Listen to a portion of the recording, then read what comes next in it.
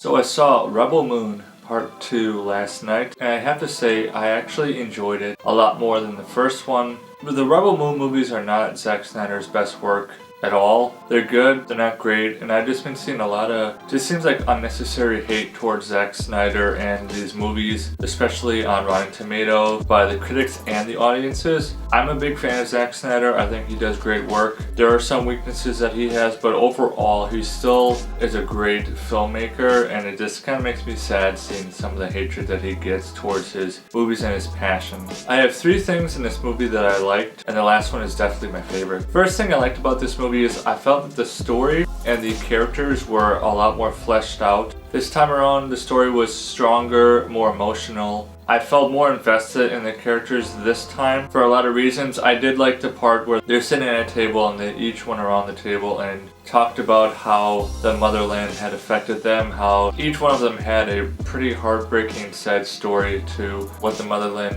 did to them, how they served the motherland, and then eventually how they ended up becoming basically, the rebels that they are today. It was really captivating. It was really emotional just hearing how sad some of their stories were, and how now that they're a lot more mature and they've been through all this stuff, that they're not going to run away this time. They're going to take it to the motherland, and they're going to defeat him once and for all to make up for all the bad things that happened in the past and all the regrets that they had to what transpired in each one of their lives. I did like the story a little bit better too. I really enjoy the stories of rebels, like, farmers, just, peaceful people who rise up and find courage and strength within themselves to fight against a force that is very formidable, almost impossible to defeat, yet they're doing it because they want freedom, they want to not be oppressed anymore. And having strong leaders like Cora is the reason why they have all this courage and all this bravery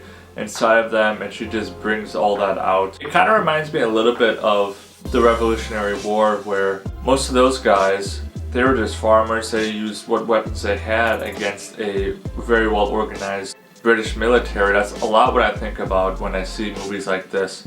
It reminds me a lot of America's history with oppression and how we overcame oppression. Second reason I like this movie is I thought the battle scenes were awesome. Some great fight scenes in there. The battle on Veld was a lot longer than I thought it was going to be. It was just super drawn out, but very immersive, very fun to watch. I didn't get bored a single bit watching this fight scene. It was really brutal, but it was really awesome to watch. And then the fights, specifically the fight between Cora and Admiral Noble, was pretty awesome. Some really cool sequences that took place in this scene. I always like when they face off with each other because a lot of this fight is motivated by revenge and just pure hatred for each other. That's what makes their fight scene even more brutal, even more personal.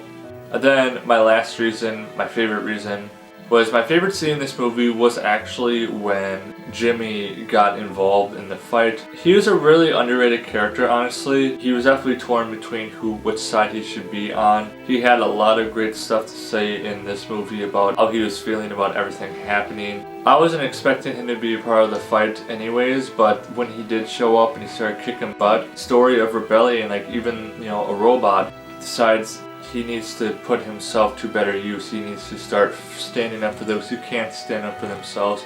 That scene was just really well executed and just such a cool part of the movie. So I highly recommend, check out Rebel Moon, The Scargiver. It's on Netflix right now, and I think you're going to enjoy it. So for Rebel Moon, The Scargiver, I'm going to give it a 6.5 out of 10 Mudflaps. And remember, leave me a thumbs up and drop in the comments below. What is your favorite movie about rebels?